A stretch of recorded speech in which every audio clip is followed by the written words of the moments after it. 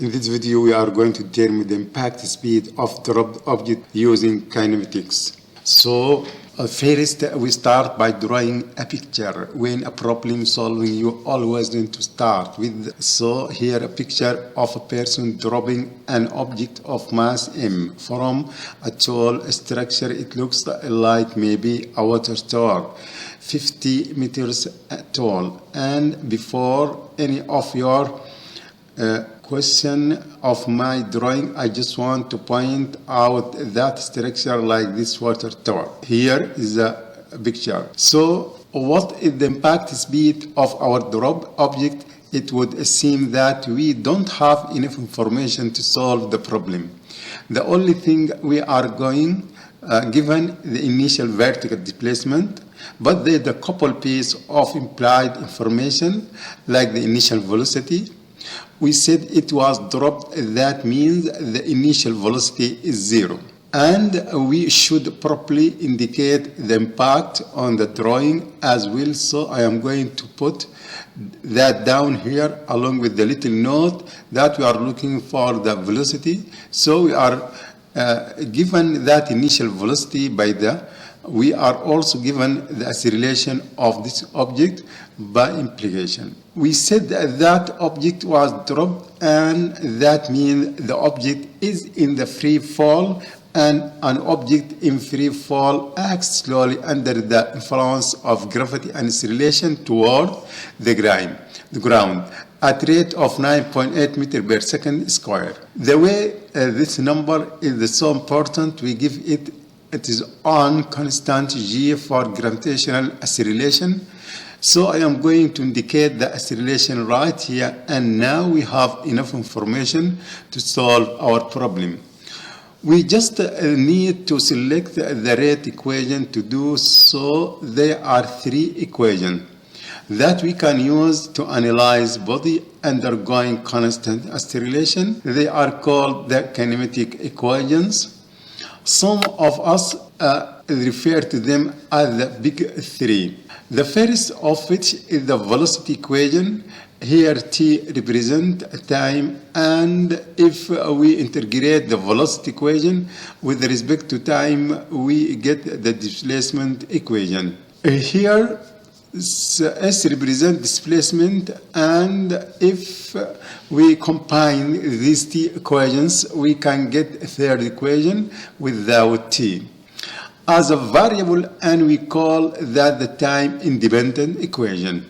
These equations are so important to beginning physics student that you should memorize them, or at least have them written somewhere where you can access them, because you can analyze any situation that involves constant acceleration with these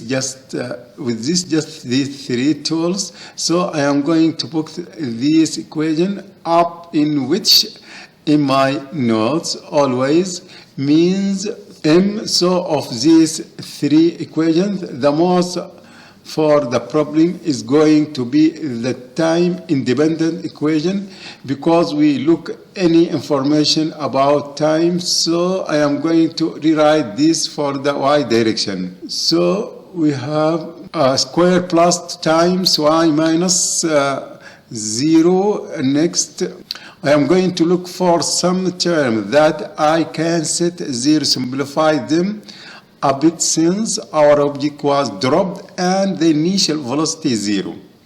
We can set this term to 0.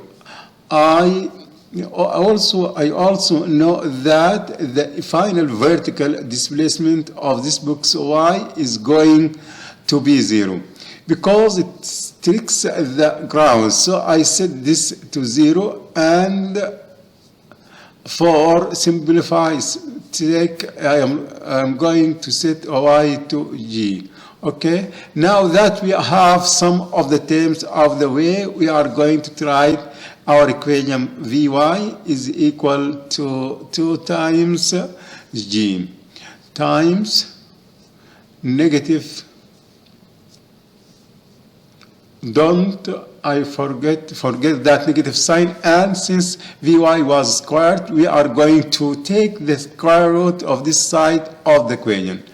And we are going to done, we just have the plug in our initial velocity, so Vy is equal to the square root of 2 times 9.8 meter per second squared times negative 50 means, wait a minute, with just a minute, I say negative product. Under that should make you uncomfortable too until you realize the acceleration of our object is downward and we defined upward as the positive y direction.